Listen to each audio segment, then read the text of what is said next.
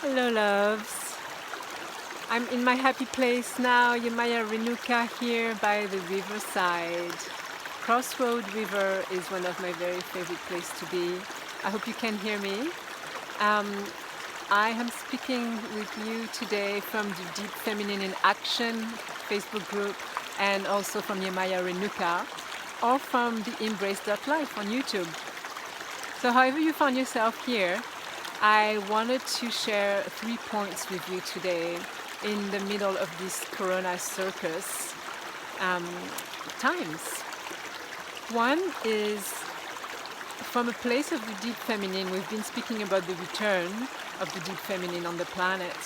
And I would love for you to observe how this is happening at the moment. No matter where you find yourself, and I know some of us are very grateful to be able to be in nature at this time, respecting social distancing, respecting everything that needs to be respected, and still, we're able to find ourselves in the green, at least for now. And I know some other ones are finding themselves in prison cells, and that's a very different place to be. So acknowledging that. There is a lot of elements that is making us return back into the feminine. Stillness, slowing down, paying attention to our feelings, paying attention to our body's health, our immune system, making sure that we're eating what we're meant to be eating to stay healthy, being pushed through the birth canal of creativity to stay uplifted is also part of the feminine. So there are a lot of different elements being in nature for those of us who can, right? That is bringing us back into the feminine path, and for that we can be grateful. Another aspect I wanted to share today was possible feelings of guilt for those of us that are feeling that we're part of the uplifting. So therefore we made a choice to hold the vibration of love over fear and peace above chaos. There can be a little bit of guilt, coming from not being directly in the front line of change, not being able to, be empowering our students and clients, being able to participate in the medical urgency that is happening right now. And I want to say to you, those feelings have arose in me, and I keep hearing the voice of something beyond that says you are working where you are supposed to be working right now. You are doing your job right now by staying in a place of center, peace and uplifting, a piece of love and a piece of joy and grace. That is our work at the moment.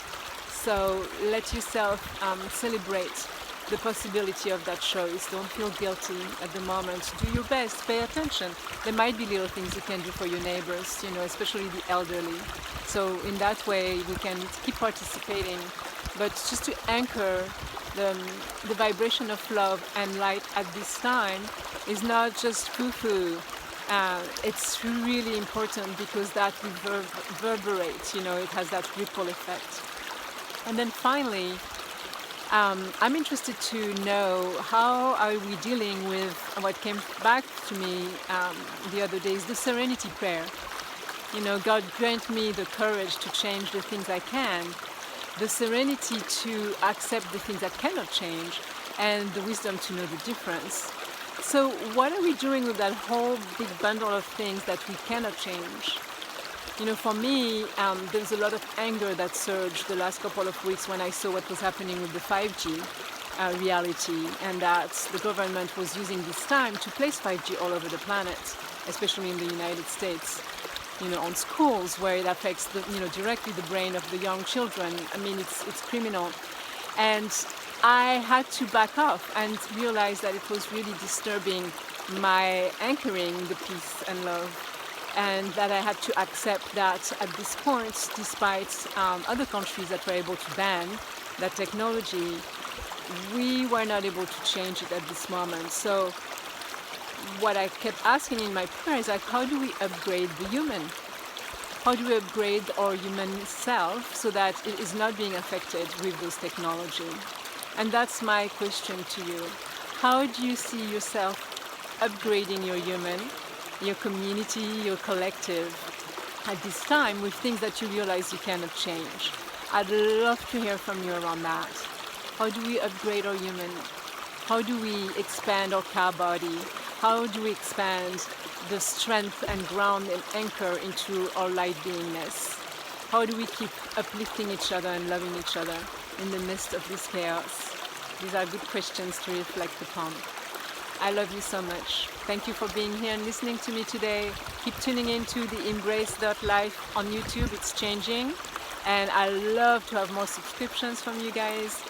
There's going to be a lot of editing that's happening with the content there. I hope that you benefit from it.